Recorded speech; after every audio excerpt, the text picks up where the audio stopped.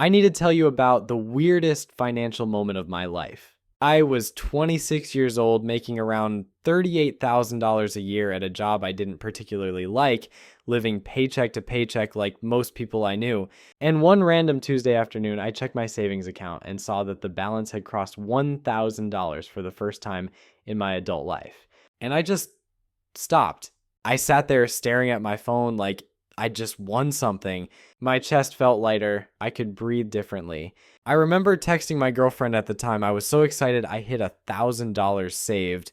She was happy for me, but I could tell she didn't really get why I was acting like this was some major milestone. And honestly, neither did I, because here's the thing. I knew intellectually that $1,000 wasn't enough money to actually solve any real problems in my life. If I lost my job, $1,000 would maybe cover 2 weeks of expenses if I was really careful. If my car broke down, depending on what was wrong, $1,000 might not even cover the repair. If I had a medical emergency, $1,000 would be a joke. So why did it feel like everything had changed? I've spent way too much time being haunted by this question, and it turns out I'm not the only one asking it. By the end of the video, you'll know why hitting your first $1,000 matters more than you think, and how to use that knowledge to actually build wealth. If you talk to people who've crossed that first savings milestone, whether it's $500, $1,000, $1,500, they'll tell you the same thing. Something shifts. The number itself doesn't make logical sense as a turning point, but psychologically it's massive. And for the longest time, conventional personal finance just dismissed this feeling. They'd say, well, $1,000 is a good start, but it's not real security. You need 3 to 6 months of expenses. You need to keep building. Don't get comfortable. And they're right about the math. $1,000 is not financial security. It's not even close. But what if the brain isn't celebrating the wrong thing? What if it knows something we don't? Because it turns out there's actual research on this, and what it reveals is kind of beautiful and kind of devastating at the same time. In 2014, researchers published a study called Savings by and for the Poor that tracked savings behavior across 3 countries. They weren't just looking at how much money people saved, they were tracking how people's behavior changed as they saved. And what they found was striking. The size of someone's initial savings deposit predicted their future savings rate better than their income, better than their education level, better than their financial literacy scores. Like, the simple act of crossing that first threshold changed something fundamental about how people operated. The researchers called it the first threshold effect, and what it suggests is this. Your brain doesn't operate in a straight line when it comes to money. It operates in modes, and the jump from zero savings to your first real buffer zone is not just bigger than going from $1,000 to $2,000. It's a completely different kind of change. Let me explain what I mean. When you have zero buffer, your brain is in what researchers call emergency mode. Every single expense gets triaged through one question. Can I survive this? You're not thinking about the future. You can't. The long-term planning center of the brain is completely hijacked by your stress response. Every financial decision is made in panic. Your brain has one job.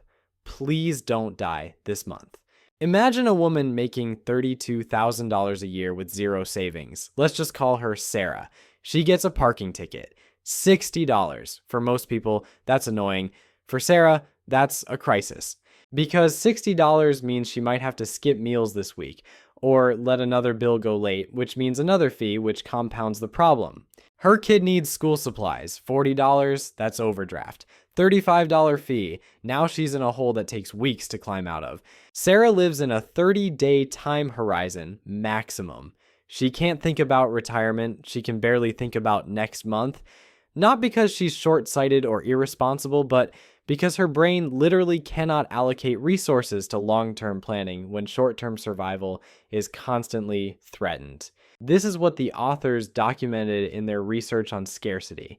When you have nothing, your brain reallocates cognitive resources to immediate survival. You literally think worse, not because you're less intelligent, but because your brain is being overridden by your threat response system.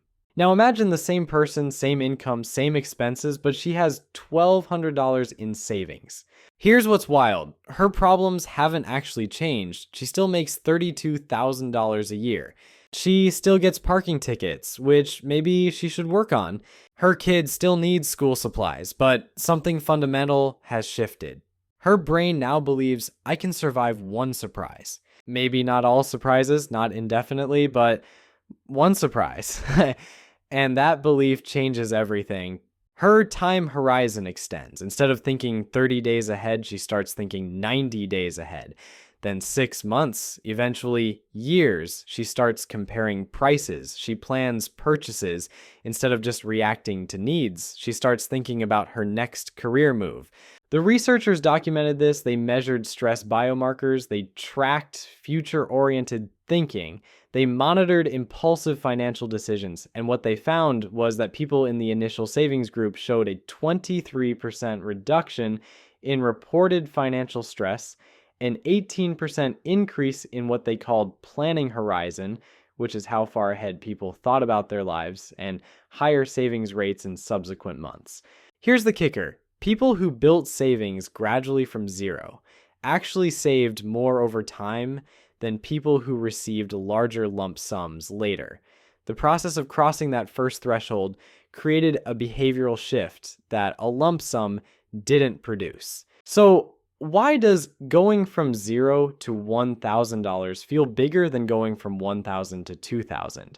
Because it is bigger. Psychologically, it's a regime change. Going from zero margin to any margin changes your operating system. Going from small margin to medium margin is incremental.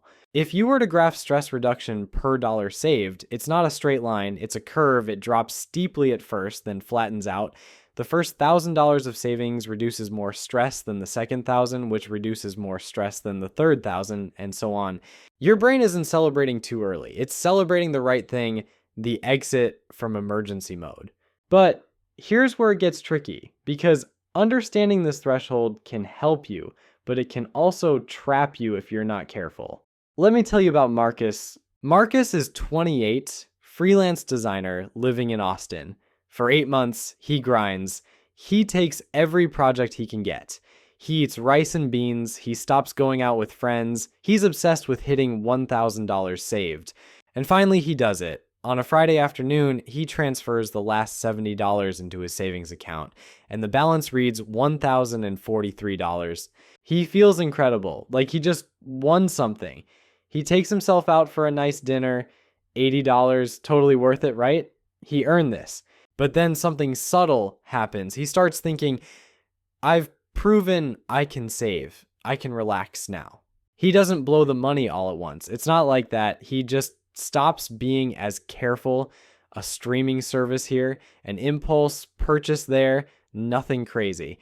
But 6 weeks later, his savings account doesn't have $1,000 in it anymore. It has $342 and some change.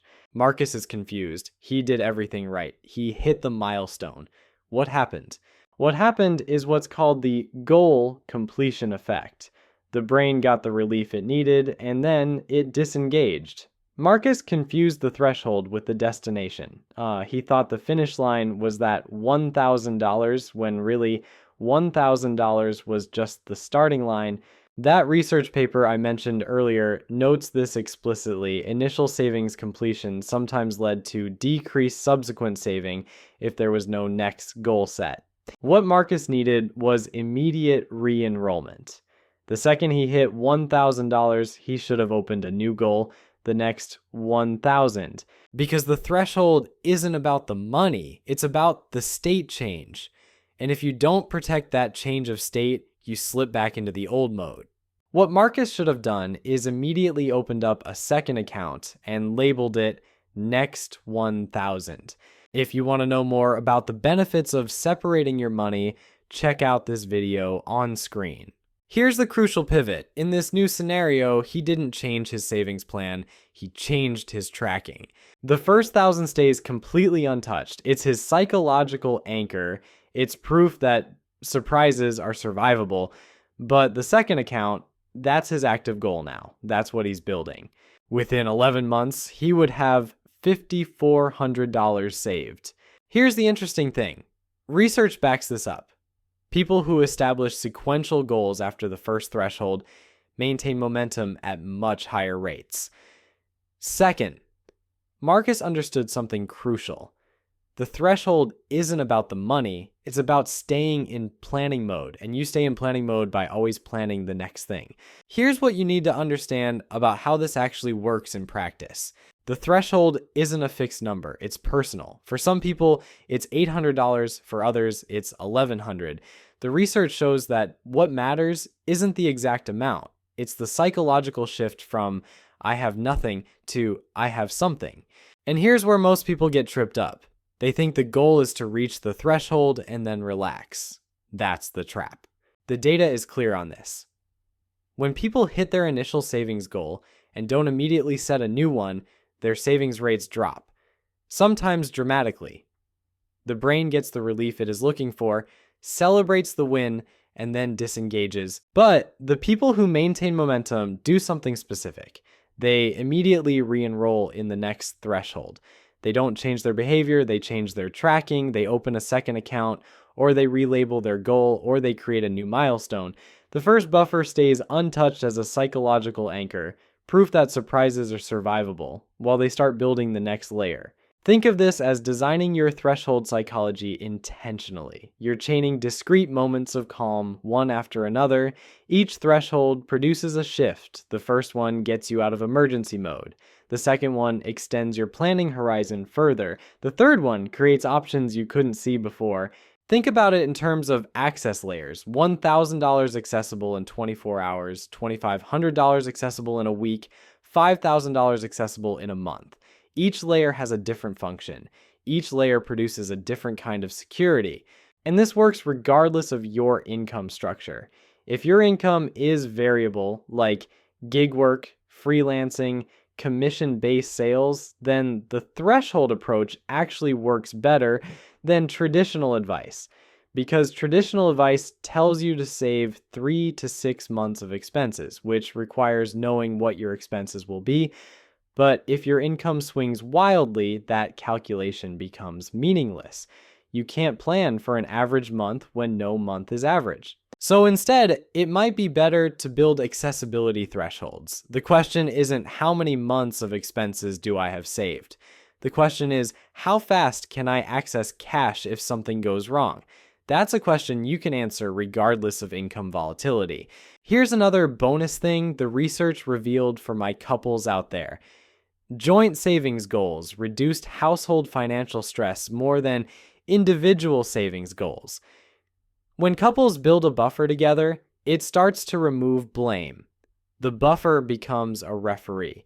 When an unexpected expense hits, you stop asking, whose fault is it that we don't have money, and you start saying, we have a buffer for this. This shared achievement creates shared security, and the emotional shift happens faster because both of you experience the threshold crossing at the same time. You're not just changing your own operating system, you're changing the relationship's operating system. But there's a cognitive trap that catches a lot of people, and it's subtle. You can clear the threshold physically without clearing it mentally. You can have the money saved and still operate in emergency mode because your brain never got permission to shift. This is what economists call subjective financial security. You can have $4,200 saved and still feel anxious and stuck if your internal narrative hasn't updated. Your brain is still running the old program. Everything is a threat, nothing is secure, and you feel like you can't plan ahead. This is why claiming the threshold matters as much as crossing it. You have to consciously acknowledge you have enough to survive one surprise. Write it on your bathroom mirror or write it somewhere you will see it daily. Let your brain get comfortable with this new reality. Because here's what happens when you don't. Your behavior doesn't change. You have the buffer, but you don't use it to extend your time horizon. You don't start planning. You don't make better decisions. You stay stuck on step one and the money sits there and it doesn't produce the psychological shift it's supposed to. Within 3 months of claiming the threshold, behavior starts to change. People start contributing to retirement accounts they previously ignored. They research career pivots they've been thinking about for years on LinkedIn. They call their doctor and get that physical they have been putting off. The buffer doesn't just protect against emergencies, it unlocks future-oriented thinking. Now let's talk about what happens after you protect the first threshold and build toward the second one. If $1,000 is, I can survive a surprise, $10,000 is, I can make a choice. This is where psychology really starts to shift. It's not just that survival has a buffer, it's that your options open up. With $10,000, you can quit a toxic job and have a runway. You can invest in skill building without debt. You can negotiate from a position of strength. But there's a different trap at this level, and it's harder to see coming. The first threshold is visceral. You remember what zero felt like. You remember the grind and the hours, but the second threshold feels comfortable, and comfort opens the door for relaxation. People hit $10,000 and start justifying expenses. They say, I still have $4,000 left after this $6,000 purchase. They're not wrong technically, but they just erased the options they built. $10,000 gives you choices. $4,000 gives you a slightly bigger buffer. Those are fundamentally different things. The people who use $10,000 more strategically treat it like the first threshold. Untouchable except for true optionality plays, not to buy something nicer, but to maybe take a calculated risk. They deploy capital for asymmetric upside, not consumption. They start the side business, they take the unpaid internship that leads somewhere, they move to a new city for the opportunity. The money isn't for comfort, it's for leverage. Most people never get here because they don't protect the first threshold, but if you do, the psychological shift is life-changing. You're not just surviving anymore, like you're choosing. So what does all of this actually mean for you? The first threshold isn't about being financially secure, it's about exiting emergency psychology. Your brain needs proof that the system isn't actively trying to hurt you. Once it has that proof, everything changes. There's some shame you'll need to get over. People with $1,000 saved feel embarrassed, like it's not enough. And they're right. It's not enough for security. But it is enough for the psychological shift. And that shift enables everything else. You can't build wealth from emergency mode. You can't think long-term when your brain is in short-term survival. The first threshold doesn't solve your problems. It gives you the cognitive space to start solving them yourself. If you're grinding toward your first buffer right now, whether it's $500, $1,000, or whatever your number is, understand this.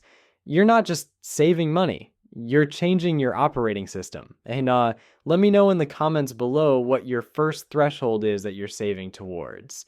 Your brain doesn't scale linearly. It has thresholds. The first one is the most important.